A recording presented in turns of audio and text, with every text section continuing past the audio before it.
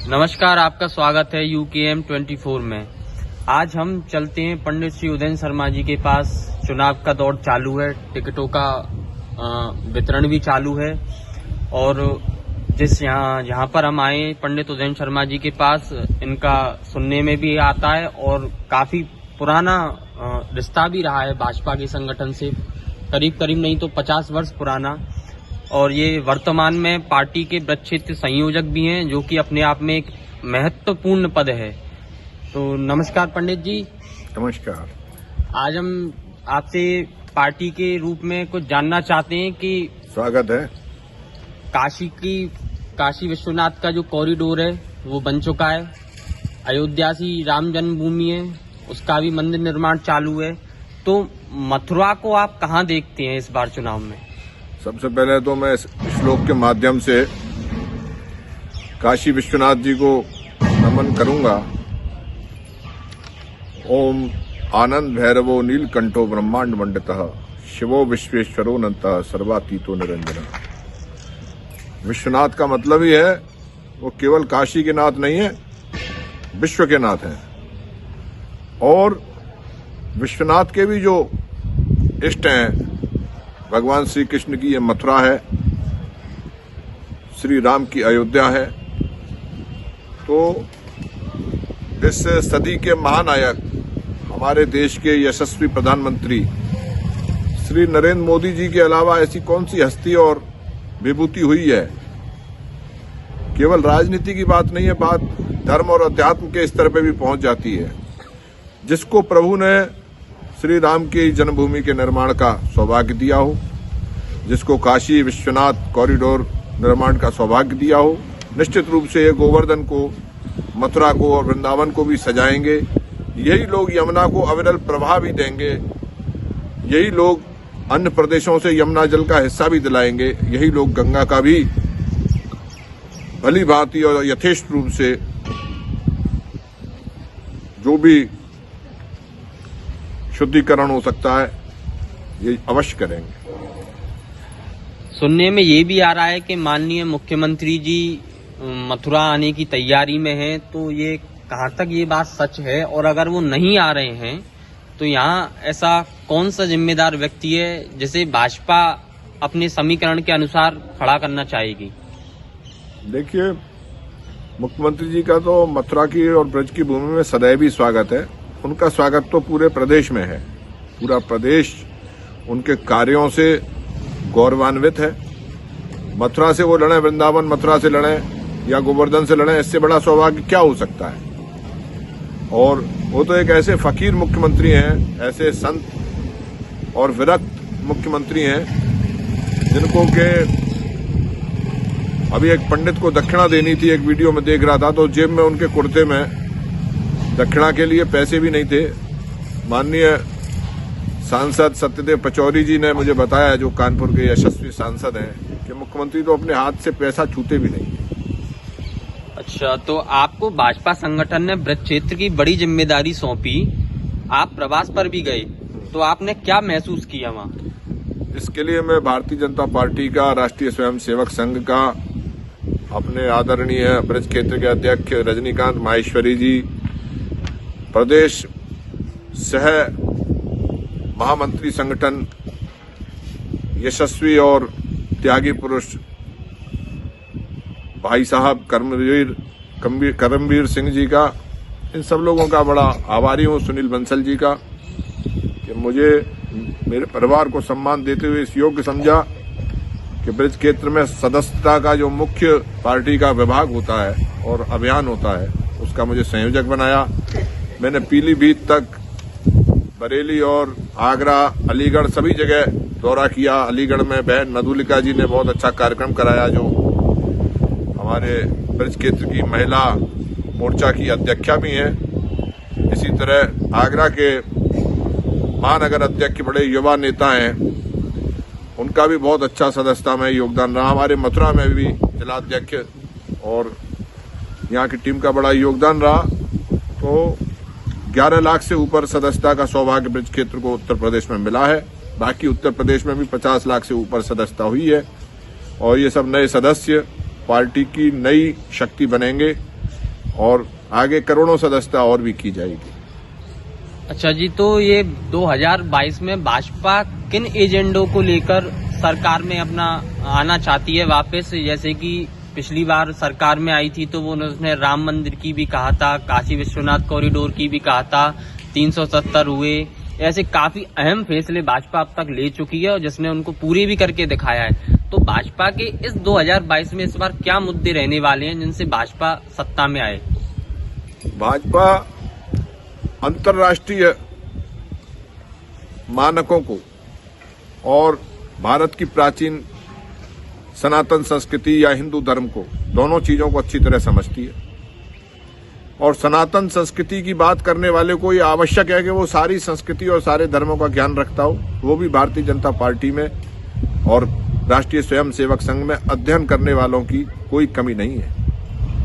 अभी तो एक शोध विभाग की स्थापना भी की गई है। उसके लिए मैं माननीय जेपी नड्डा जी का और सभी वरिष्ठ लोगों का बड़ा आभार करना चाहूंगा। अभी हमारी धर्मपत्नी नीरजा को मथुरा का दायित्व भी उसका दिया गया है, जो ये शोध करेगा कि क्या क्या कमियां हैं और समाज को उठाने के लिए, शासन सत्ता के लिए क्या क्या सुधार हो सकते हैं, संगठन में क्या क्या सुधार हो सकते हैं। तो शोध विभाग का भी अब स्थापना हो गई है, लेकिन वैसे भी शोध और अध्ययन चलता रहता है। और भारतीय संस्कृति के आधार पर शासन चलाना, सुशासन देना, गुंडा राज, माफिया राज को कतई समाप्त करके कानून के राज्य की स्थापना करना और गैर भेदभाव के आधार पे सर्वधर्म समभाव और वसुदैव कुटुंबकम की भावना को लेकर चलना और पारदर्शिता के साथ ईमानदारी का, राजनीति में शुचिता का प्रयोग करना। इसीलिए भाजपा पार्टी विद डिफरेंस मानी जाती है। अटल जी ने ये कहा था कि और बहुत से क्षेत्र हैं पैसा कमाने के लिए, राजनीति में वो लोग ना आए जो पैसा कमाना चाहते हैं, राजनीति को माध्यम बना के। इसी तरह दीनदयाल उपाध्याय जी ने तो अपने सन 1962 के जौनपुर चुनाव में ये कहने के कारण चुनाव ही हार गए थे, जो जीत रहे थे और जीता हुआ चुनाव था, जिसमें हमारे पिताजी ने डॉक्टर लोहिया से भी सहयोग कराया कि अगर मेरे को बिरादरी के कारण आप लोग वोट देना चाहते हैं और जिताना चाहते हैं तो मुझे मत वोट देना। तो जो प्रत्याशी जीत गया था उसने दीनदयाल उपाध्याय जी से कहा कि वैसे बेशक मैं जीता हूं चुनाव, लेकिन सैद्धांतिक जीत आपकी हुई है। अच्छा, तो भाजपा आपके पिताजी को भी इस सीट पर चुनाव लड़वा चुकी है एक बार और राजनीतिक गलियारों में आपके नाम की भी चर्चा इस समय बनी हुई है। तो ये बात कहां तक सच है? क्या पार्टी आपको टिकट देगी? देखिए, पार्टी का फैसला सभी कार्यकर्ताओं के लिए शिरोधार्य होता है और हर नेता ये चाहता है कि उसे चुनाव की परीक्षा में सफल होने का अवसर जरूर मिले, क्योंकि प्रमोद महाजन जी जैसे बड़े हमारे नेता हुए हैं, उन पर ये आरोप लोग लगा देते थे कि ये चुनाव लड़के नहीं आए हैं। तो चुनाव लड़के अग्नि परीक्षा देना हर नेता का एक सपना होता है। रही बात मथुरा वृंदावन सीट की, तो अभी हमारे यहाँ मौजूदा ऊर्जा मंत्री जी श्रीकांत जी यहाँ हैं ही, हम उनका बड़ा सम्मान करते हैं। पार्टी जो भी व्यक्ति को टिकट देगी उसको हम श्रीकांत जी के समान ही मानकर उसका समर्थन करेंगे। गोवर्धन से, मथुरा वृंदावन से या कहीं से भी पार्टी किसी कार्यकर्ता को टिकट देगी या हमको देगी या मौजूदा लोगों को देगी, इससे हमारी कार्यशैली में, इससे हमारे उत्साह में, इससे हमारे सिद्धांतों में कोई फर्क नहीं पड़ेगा। हम स्वयं से भी बढ़कर पार्टी का ही कार्य करने के लिए कटिबद्ध हैं और करते रहेंगे। आपके दृष्टिकोण से जनप्रतिनिधि कैसा होना चाहिए? यानी कि जनता की या वो सेवा करे, जिस प्रकार इस बार हमने देखा कि मथुरा वृंदावन वासियों से भी हम लगातार चर्चा में बने हुए थे। उनसे हमने अपने स्थानीय विधायक की पूछा तो उन लोगों की कुछ शिकायतें थी, जिस प्रकार मंत्रालय को लेकर हूँ, चाहे वो विधायकी को लेकर हूँ, किसी भी प्रकार हूँ। तो आप जनप्रतिनिधि को किस उसमें दृष्टिकोण से देखते हैं कि जनप्रतिनिधि किस प्रकार का होना चाहिए? जनता 5 वर्ष में कुछ नाराज तो होती है और शिकायतें भी हो जाती, क्योंकि आदमी व्यस्तता में और सरकारी कामों में, पार्टी के कामों में कई बार जनप्रतिनिधि लोग बहुत ज्यादा व्यक्तिगत रूप से मिलनसारता से सबकी भावनाओं को पूरा नहीं कर पाते हैं। लेकिन हमें ये देखना चाहिए कि पार्टी जिसको भी बनाती है सोच समझ के बनाती है, और हमारा मुख्यमंत्री कौन है, हमारा प्रधानमंत्री कौन है, हमारे सिद्धांत क्या है, उसके आधार पर काम करना चाहिए। लेकिन जनप्रतिनिधि में, एक आदर्श जनप्रतिनिधि में मिलनसारता, देवतुल्य कार्यकर्ताओं को सम्मान देना, उनको ये लगे कि हमारे बीच में से है, कोई अलग नहीं है, उनकी छोटी छोटी समस्याओं में भी सहयोगी होना, जो समस्या हल नहीं भी करा पाए, गुड़ न दे तो गुड़ की सी बात कर दे, ऐसा जनप्रतिनिधि होना चाहिए कि कम से कम घर पहुंच गए कार्यकर्ताओं के, अपने पुराने कार्यकर्ताओं के घर पहुंच गए, अपने जो भी सहयोगी हैं, जो अपने मंदिर हैं, अपने मेले हैं, अपने मुख्य कार्यक्रम हैं समाज के, उनके प्रति संवेदनशील हों। और जैसे योगी जी हैं हमारे, जैसे योगी जी ने, उनके पिताजी जब गोलोकवास हो गया उनका, उस समय उन्होंने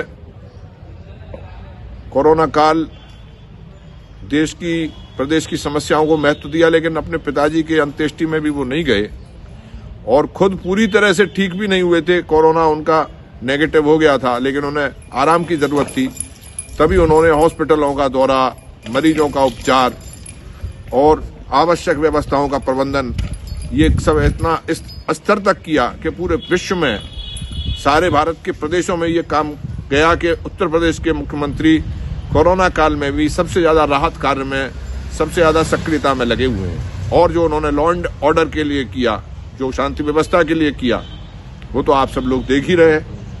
आजकल जनप्रतिनिधि कई बार अपने घर और परिवार को भरने में लगे रहते हैं, तो योगी जी से उन्हें ये शिक्षा लेनी चाहिए कि जनप्रतिनिधि योगी जी जैसा होना चाहिए, या हमारे पिता स्वर्गीय मगनलाल शर्मा जी, जिन्होंने 18 साल चेयरमैन रहे, लेकिन उनकी मृत्यु के बाद मैंने 3 बैंकों का उनका कर्जा चुकाया है।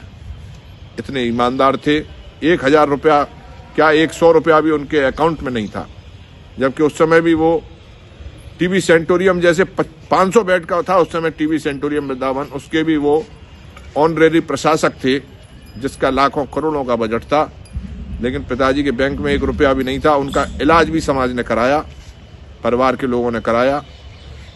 ऐसा जनप्रतिनिधि होना चाहिए जो दूसरों के लिए, पार्टी के लिए अपना जीवन समर्पित कर दे। जनता ने जो विश्वास हमें दिया है, 150 करोड़ की इस आबादी के देश में एक बार विधायक बनना भी बहुत बड़ा सौभाग्य है, 2 बार तो आदमी को बनने की इच्छा ही नहीं करनी चाहिए। 150 करोड़ के इस देश में एक बार भी विधायक, तो क्या मैं कहता हूं प्रधान या पार्षद भी जीतने का अवसर मिला हो, तो उसको वो आदर्श उपस्थित करना चाहिए कि लोग उसको मरने के बाद भी याद रखें। जैसे हमारे पिताजी पहले पार्षद ही हुए थे, उसके बाद भारतीय जनता पार्टी के इस क्षेत्र के इतने बड़े नेता हुए, उनको सांसद लड़ाया गया महाराजा बच्चू सिंह से, उनको विधायक लड़ाया गया सबसे पहले मथुरा वृंदावन की सीट से, जिसपे आजकल हमारे श्रीकांत शर्मा जी हैं।